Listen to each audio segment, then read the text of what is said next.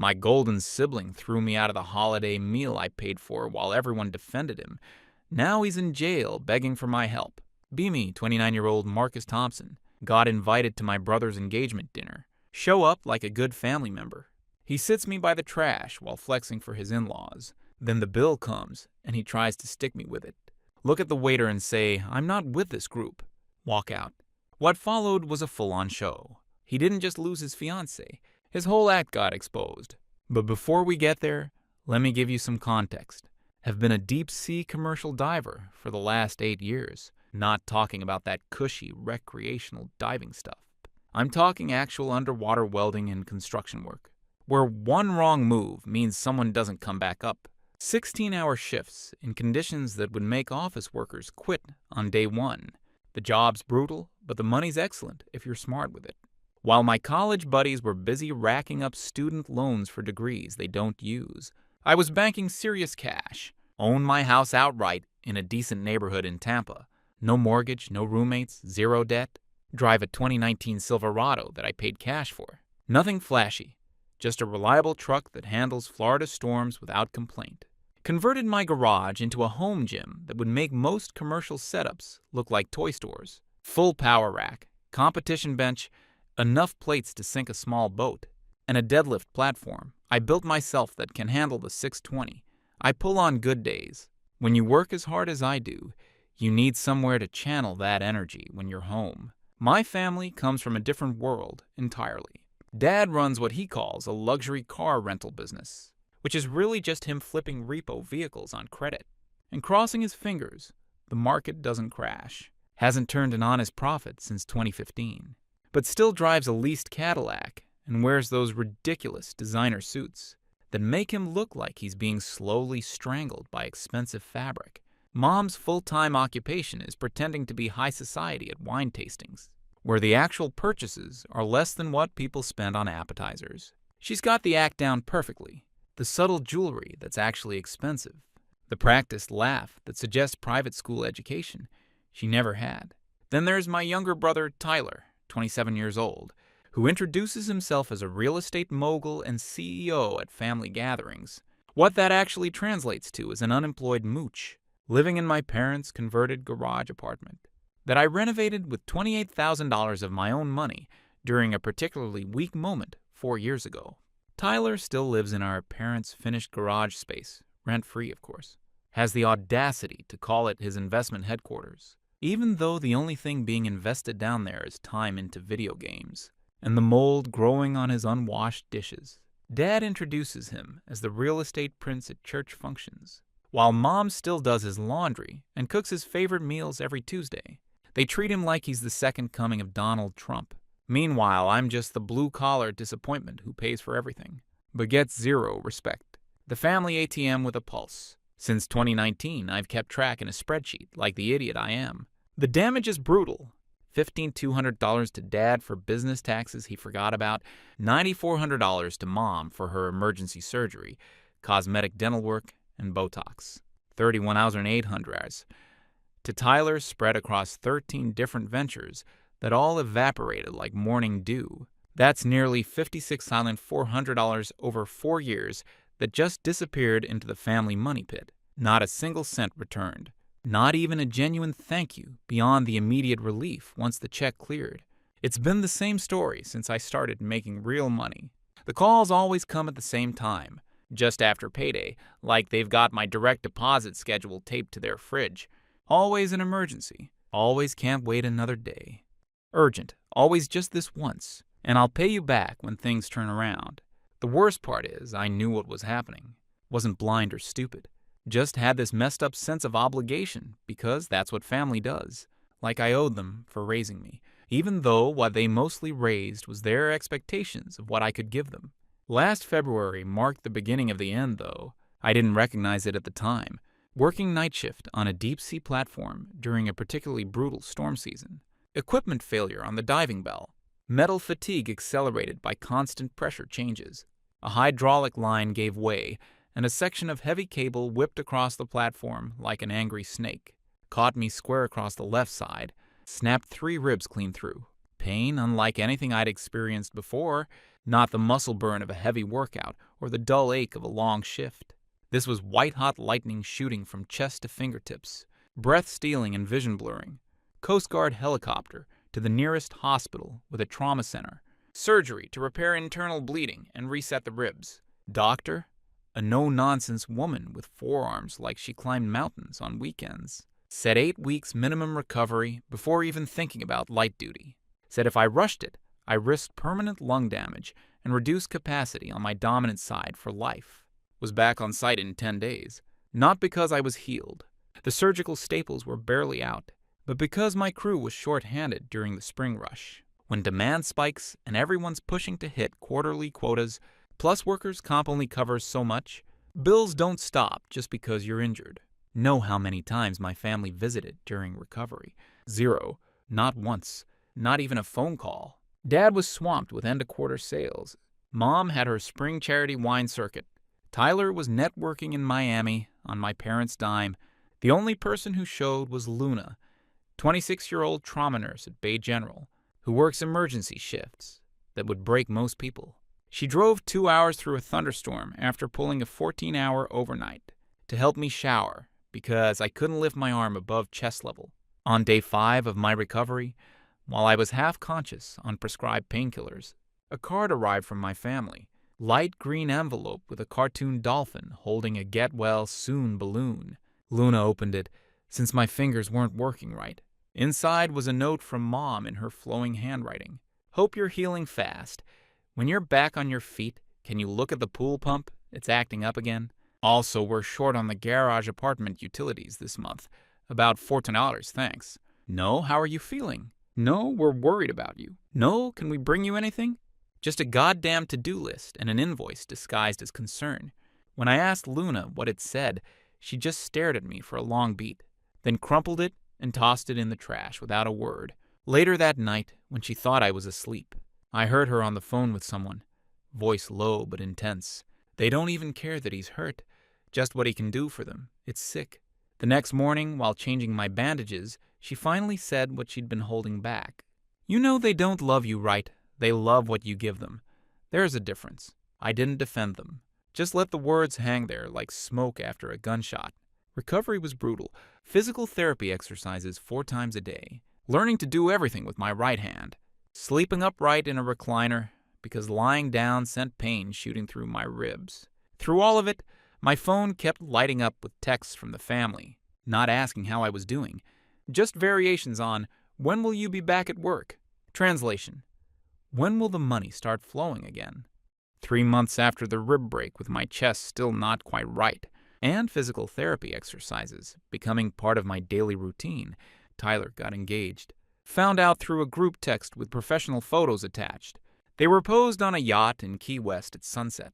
Tyler in a linen shirt I'd never seen before, arm around a redhead in a white sundress and designer sandals. Her name was Sophia. Turns out Sophia came from serious wealth. Not new money, not social media wealth, but generational compound interest for decades wealth.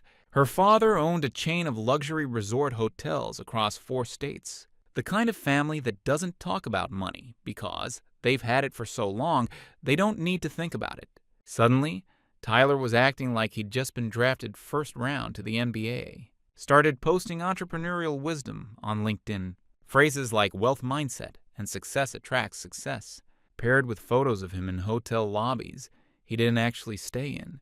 This dude who hadn't held a job longer than 4 months was suddenly a business guru because he'd managed to bamboozle a rich girl into thinking he was something special, and my parents were eating it up like it validated all their years of enabling him.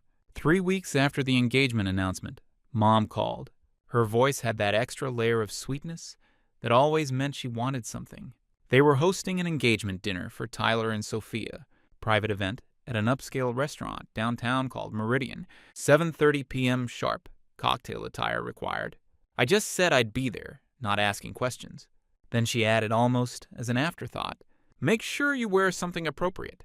Sophia's family is very refined. And do something about those hands. Maybe a manicure. They look so industrial. Yeah? Because the calloused hands that had paid for her kitchen renovation might offend the delicate sensibilities of those people. but I swallowed the insult like I always did. Night before the dinner, got a call from Uncle Rick. He's Dad's older brother, retired Army, who did 4 tours in Iraq before transitioning to private security work. Only member of the family with an actual spine, and the only one who doesn't speak fluent bullshit. "They're expecting you to cover the bill," he said. No hello, just straight to the point. "How would you know that?" I asked, already feeling my gut tighten. "Your mom called me earlier, fishing, to see if I'd help you out, since you might be tight on cash after the injury. Said the dinner might run $5 or $6 grand, and they wanted to make sure you wouldn't make a scene about it." I didn't say much after that. Just thanked him for the heads up and hung up. Spent the night pacing my living room, trying to decide what to do.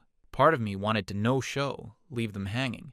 But another part needed to see just how far they'd push this. Needed confirmation that I wasn't imagining the disrespect. So I showed up at Meridian at 7:27 p.m. Valet line looked like a luxury car dealership showcase. Range Rovers, Mercedes G-Wagons, at least 3 Maseratis. Mine was the only pickup truck in line. Handed the keys to the valet, like I owned the place, and walked in with my shoulders back. Meridian occupied the top 3 floors of one of the tallest buildings downtown, floor-to-ceiling windows offering a 270-degree view of the city that looked almost unreal. Main dining area featured a long rectangular table arrangement with seating for about 22 high, crystal glasses catching the light, fancy silverware that probably cost more than my weekly grocery budget. I walked up without fanfare, a 150 bottle of champagne in hand. Tyler spotted me mid-sentence, and his expression shifted almost imperceptibly. A tightening around the eyes, a slight downturn at the corners of his mouth. Then the mask slipped back into place and he smiled, though it didn't reach his eyes. "Oh, hey, big guy, we ran out of room at the main table." He nodded toward the far side of the room. "There's a spot for you over there." I turned to look where he was pointing. They had placed a single metal chair at a square service table, directly adjacent to the buzzing station, right next to where servers were scraping leftover food into a waste bin, 8 feet from where half-eaten steaks and congealing sauce were being dumped into industrial trash cans. No tablecloth, no place setting, no silverware, just a metal chair, a plastic cup of water, and a front row view of the restaurant's waste disposal system. I looked back at the main table. 22 pairs of eyes watching with varying degrees of interest or discomfort. Mom gave me that tight, close-lipped smile people use when they're silently begging you not to make a scene. Dad suddenly found his napkin fascinating, studying its folds like it contained the secrets of the universe. So I sat down at the trash table, not because I accepted it, but because I wanted to see how far they'd push this, how blatant the disrespect would get before someone, anyone, acknowledged the situation. I wanted to prove to myself once and for all exactly where I stood in the family hierarchy. The answer apparently was somewhere below the buzzing station, but slightly above the actual garbage. Sat there in silence for nearly 4 hours while 22 people feasted. Watched them work through 6 courses of food that probably cost more than most families spend on groceries for a month. I didn't even get offered a piece of bread or a glass of water beyond the plastic cup already at my table when I arrived. From my garbage-adjacent seat, I could hear snippets of conversation. Tyler gave some speech about family values, while Mom dabbed her eyes like this was the goddamn Oscars. Meanwhile, I was close enough to the buzzing station that I occasionally had to lean away to avoid getting splashed by sauce being scraped off plates. The whole situation was so absurd, it almost became funny. These people who claimed to be family had literally sat me next to the trash, and were acting like it was perfectly normal, like I should be grateful to even be in the same room. Checked my phone around the 3-hour mark and saw a text from Luna. "How's the fancy dinner going?" My reply was simple. They sat me next to the freaking trash. Her response came back almost instantly. "Are you kidding me? Get up, walk out. They don't respect you, never have." Then a few minutes later, a message from Uncle Rick. "How's the royal feast treating you?" I sent him a single sentence. "I'm literally sitting next to a garbage can." His reply was just 4 words. "Take pictures, trust me." So I did. Subtle snapshots that wouldn't attract attention. One of my metal chair and bare table. One of the main table 20 feet away, with its elaborate place settings and floral centerpieces. One of the trash bin directly behind me, where servers had been scraping plates all night. I didn't feel angry anymore. Just a strange calm, like I was watching all of this happen to someone else. Like I'd finally stepped outside the delusion and could see the situation for what it really was. It was approaching 11 p.m. when they finally finished their elaborate dessert course. I'd been sitting at the same metal chair for over 4 hours, watching, waiting, saying nothing. Hadn't been offered so much as a bread roll or a glass of wine the entire time. My answer came when a waiter approached my table looking distinctly uncomfortable. Young guy, probably working through college.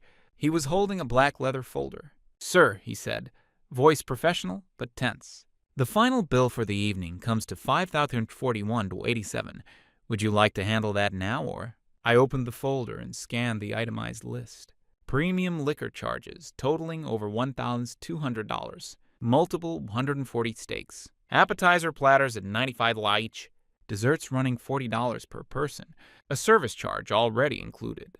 I didn't react outwardly. Just quietly closed the folder, placed it on the metal chair next to me, stood up, and said in a normal conversational tone, "I'm not part of this group."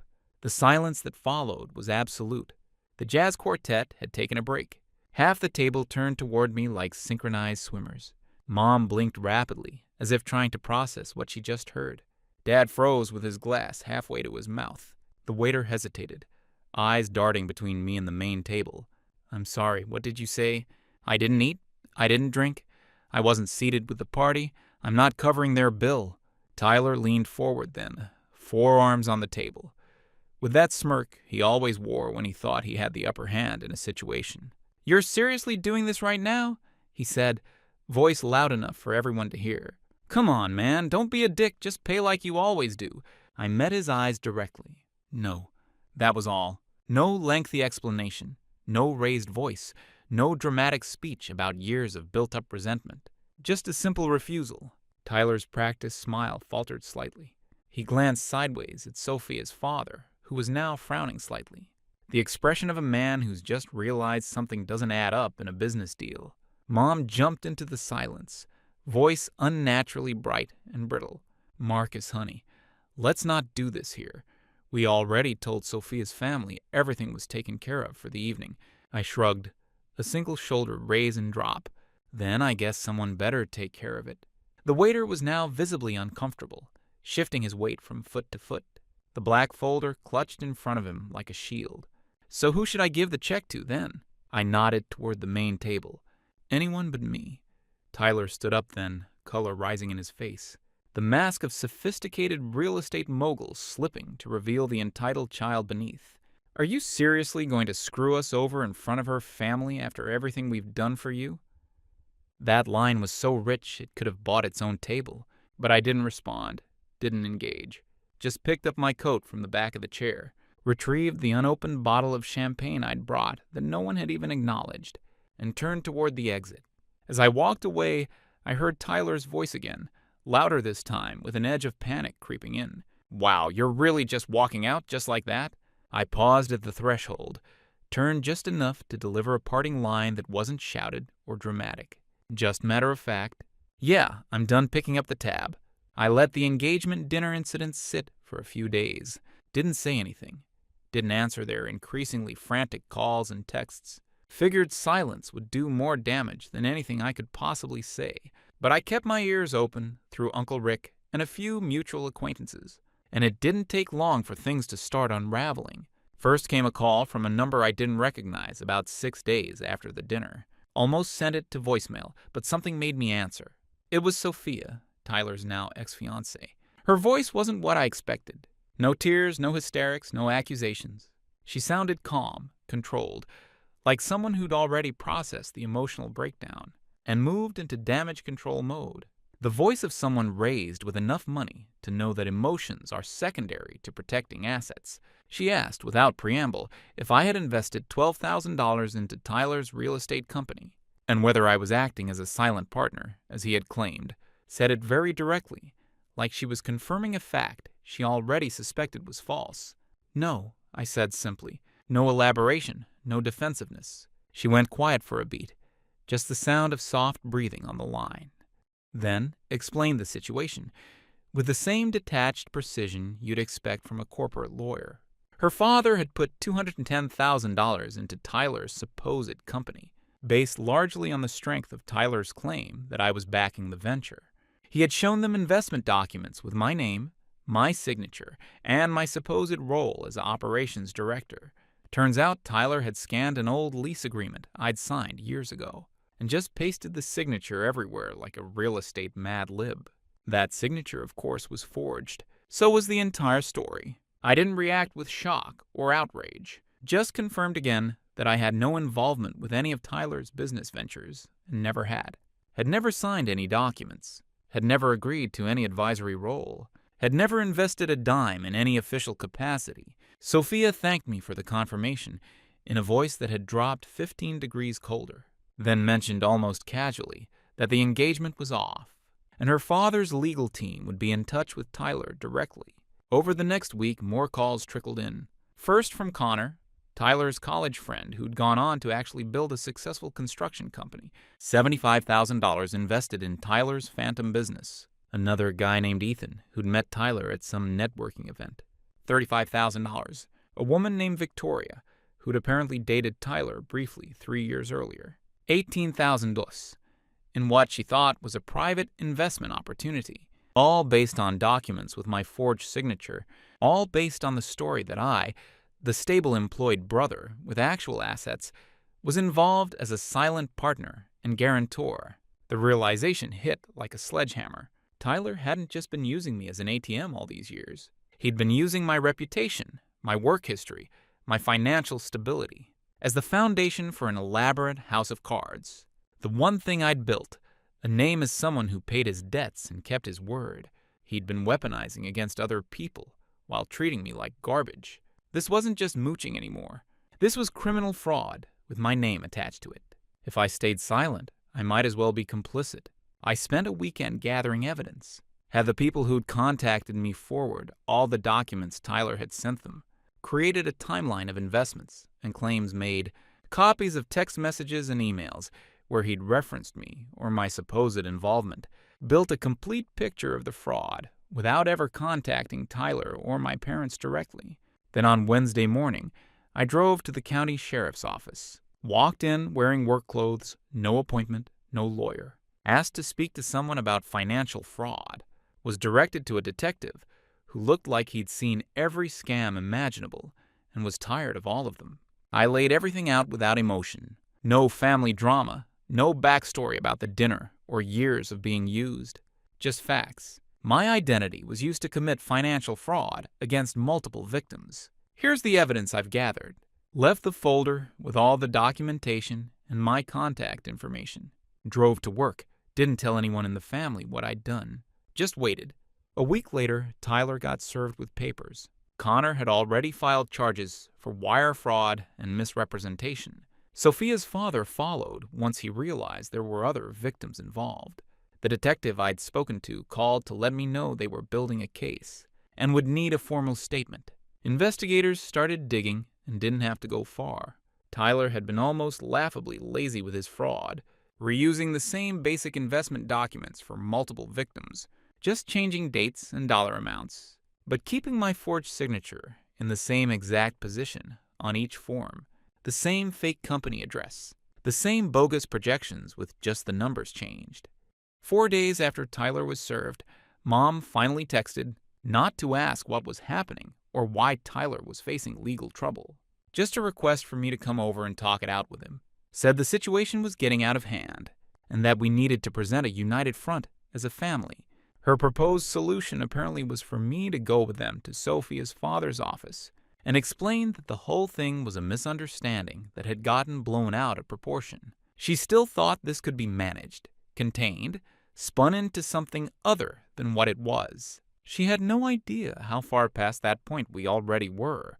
Thursday afternoon, I pulled into my parents' driveway. Didn't call ahead, didn't respond to the multiple messages asking me to come over and help fix the situation. Just showed up when I knew they'd all be there. The house looked the same as always. 2-story colonial, with the pretentious pillars Mom had insisted on adding during the last renovation. Dad's leased BMW in the driveway next to Mom's white Lexus SUV, Tyler's Audi was there too, the one with the vanity plate referencing some inside joke no one actually got. Walked in without knocking, family house, family meeting, found them in the living room. The tension thick enough to cut with a knife. Tyler looked like absolute hell. Unshaven, dark circles under bloodshot eyes, wearing what appeared to be the same track pants and hoodie for multiple days, pacing back and forth on the designer rug like a caged animal, stopping occasionally to check his phone, as if waiting for a message that would magically solve everything. Mom was perched on the edge of the couch, back ramrod straight, hands clutching a coffee cup that had long gone cold. She'd clearly dressed for the occasion in what she considered serious discussion attire. Cashmere cardigan and pearls, hair freshly styled. Dad sat in his leather recliner, looking suddenly older, the lines in his face deeper than I remembered. He was still in his Thursday golf clothes, despite the March chill outside, as if maintaining routine could somehow hold back the tsunami heading for their carefully constructed facade. They all looked up when I entered. Mom immediately stood, relief washing over her face. "Marcus, thank goodness. We've been trying to reach you. This whole thing has gotten completely out of control. Tyler's been—" I cut her off by placing a thick manila folder on the glass coffee table. The sound it made, a flat, decisive thud, silenced the room instantly. "I turned all of this into the county sheriff's office last Wednesday," I said, voice even and calm. "They're building a case against Tyler for multiple counts of fraud, identity theft, and wire fraud across state lines." The folder contained everything. Printouts of the forged documents with my signature highlighted in yellow. Statements from the various victims detailing how much they'd invested and what they'd been promised. Screenshots of text messages where Tyler had referenced me as his business partner. Copies of bank statements showing the money flow. I'd spent days putting it together, making sure every detail was clear, every connection documented. Wanted them to see exactly what I'd seen, to understand the scope of what Tyler had done while they enabled him. Tyler exploded first, as I knew he would, launched into a tirade about how I was ruining his life, how I'd always been jealous of him, how I should have just backed him when he needed it, and none of this would have happened. "You could have just signed on," he shouted, spittle flying. "It would have cost you nothing. Everyone would have made money. But no, you had to be self-righteous about it. Had to play the honest working man while stabbing your own brother in the back." I didn't respond, didn't engage with the tantrum. Just stood there, arms at my sides, watching the performance with the detached interest of someone observing an animal at the zoo. Mom tried to step in, always the mediator, always looking for the compromise that would maintain the family illusion. "There has to be a way to fix this," she said, voice wavering between authoritative and pleading. "Maybe you could make a statement saying you had initially agreed to be part of the business, but there was a misunderstanding about the extent of your involvement, or that you verbally authorized Tyler to act on your behalf." I looked directly at her, really seeing her for perhaps the first time in years. "I'm not lying for him," I said flatly. "Not again, not for money, not for peace, not for family. If you contact me about this again, I'll add witness tampering and harassment to the case file." Dad finally spoke up, voice cracking. "You'd really let your brother go to jail, your own blood?" "He put himself there," I replied. "I'm just not pulling him out this time." I turned and walked toward the door without another word. Behind me I heard Tyler's voice crack with something between rage and fear. "You're dead to me. You hear that? Dead." I didn't look back, just kept walking. Left the folder on the table with all the evidence of years of lies and manipulation. Left the house that had never really been a home. Left the people who had never really been family in any way that mattered. As I drove away, I felt something I hadn't expected. Not satisfaction or vindication, but a strange kind of peace. Like putting down a weight I'd been carrying for so long, I'd forgotten what it felt like to stand up straight. 3 weeks later, the charges were official. Tyler took a plea deal. 16 months in a minimum security facility plus restitution orders he'd never be able to fulfill. Investigators discovered he'd already set up offshore accounts and converted a significant portion of the money to untraceable cryptocurrency before being caught. My parents narrowly avoided charges themselves. Prosecutors couldn't prove they knew about the fraud, despite their suspicious financial movements. 7 months passed. Use the time to rebuild my life without the constant financial drain. Took Luna to the Keys for a week. Proposed on a beach overlooking the Gulf. No audience, no cameras, no social media announcement. She said yes without hesitation. Fixed up the house. Built a serious gym in the basement with equipment that would last decades. Put away more money in 6 months than I had in the previous 3 years. Combined, life developed a rhythm that wasn't dictated by other people's emergencies. Then things got interesting. Late May, I got a call from Rick. "Thought you should know what's happening," he said without preamble. Tyler ran one last scam from inside his holding cell. He laid it out in military precision. Tyler had been running an even bigger scam from inside his pre-sentencing holding pattern. Had convinced my parents that with enough money he could make a deal to avoid jail time entirely. Some story about a high-priced fixer who had connections with the judge, the prosecutor, and the victims. My parents, desperate to avoid the public shame of a son in prison, had fallen for it completely. Taken a second mortgage on the house, emptied what remained of their retirement accounts, borrowed from friends and extended family members. All told, they'd scraped together just over $135,000 for this supposed legal miracle worker. There was no fixer, no secret deal. Tyler had directed the money to an offshore account, then used just enough of it to make a partial restitution payment to Sophia's father. The minimum needed to keep additional federal charges from being filed. The rest had vanished, presumably stashed somewhere for his eventual release. Now, my parents were facing bankruptcy, foreclosure, and possible criminal charges themselves for signing fraudulent loan documents. Their house was weeks away from auction. Dad's leased car had already been repossessed from the country club parking lot. The ultimate public humiliation in their social circle. "They're going to come to you," Rick said finally. "Thought you should know." I thanked him and hung up. Didn't feel the satisfaction some might expect. Just a hollow confirmation of what I'd already known about the family dynamic. That it would continue its dysfunctional patterns with or without my participation. But that night I made some calls. First to my company's legal team, then to a private investigator I'd used when vetting subcontractors for some renovation work. Finally to a real estate agent. Few days later, the doorbell rang at 10:30 a.m. on a Saturday. Expected my parents on the porch looking like weathered versions of themselves. Let them in without a word. Luna was heading to the gym with a silent squeeze of my shoulder as she passed. I appreciated the space to handle this final confrontation on my terms. They sat awkwardly on the edge of the couch. The silence stretched until Dad finally broke it, explaining their situation, the foreclosure, the debt, the complete collapse of everything, Tyler's final betrayal. "We have nowhere else to go," Dad finally said, the admission clearly costing him. "We could lose everything." "We're still your family," Mom added, tears held in check. "We made mistakes, but we love you." "Love doesn't come with a price tag," I replied. "And if it did, you'd have maxed out your credit long ago." Reached into my desk drawer and pulled out a thick envelope. Slid it across the coffee table without explanation. "What's this?" Mom asked, not moving to take it. "Open it." Inside were printouts, mortgage documents, transfer of deed, settlement statements, legal paperwork showing that their house, the one scheduled for foreclosure auction in 4 weeks, had been purchased by an LLC registered in Nevada. My LLC, created 6 days earlier with the help of the company legal team. I'd bought their mortgage debt from the bank at a 35% discount. The distressed property investment made possible by my years of saving while they spent. "I own your house now.